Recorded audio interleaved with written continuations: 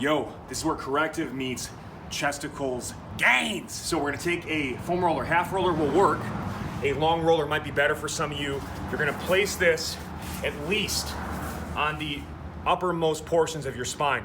Cervical, which is neck, and thoracic, upper mid back.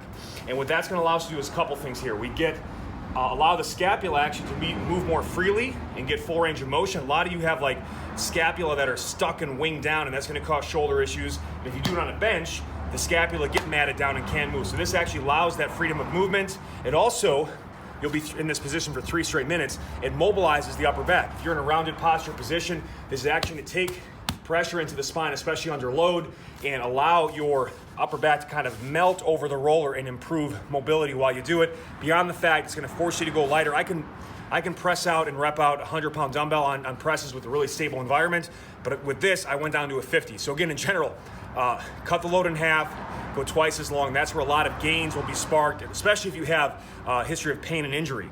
So I'm gonna get locked in here. Your core will also be more active than normal. Just position myself. I can have the dumbbell right here and kind of roll over from a fetal position onto it. So I'm gonna just kind of show you here. What's up? All right. So I'm here, I'm locked in. We're gonna go palm facing, neutral grip. Other hand can be on the hip. And again, we're not making sure we're not like bridging up here, but just because of that lateral instability of the roller, core is gonna be on big time, especially for 3 straight minutes. All right, elbows tight to the side. I'm gonna go 1, 2, 3, 4. Hold for 1, 2. What I like about it too is you can't overextend on that shoulder because that floor stops you, and then press up. And again, just like we talked about with the get-ups, active shoulder, right? Keep it packed down and back. Don't let it come up or out. 1, 2, 3, 4.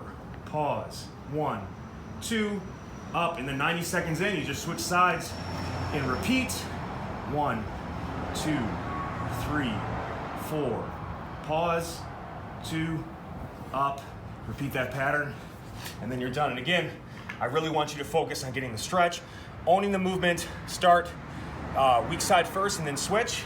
But again, it's amazing when you pick the right movements, especially early on in this program, and trying to get that body, trying to fix up a lot of the compensations, dysfunctions you've got going on while still getting the gains. And you'll notice, especially later on in the program, we go to more heavy, stable presses, you'll be so much stronger and stable. And your joints, most importantly, will be supple and ready for the task at hand. Get it.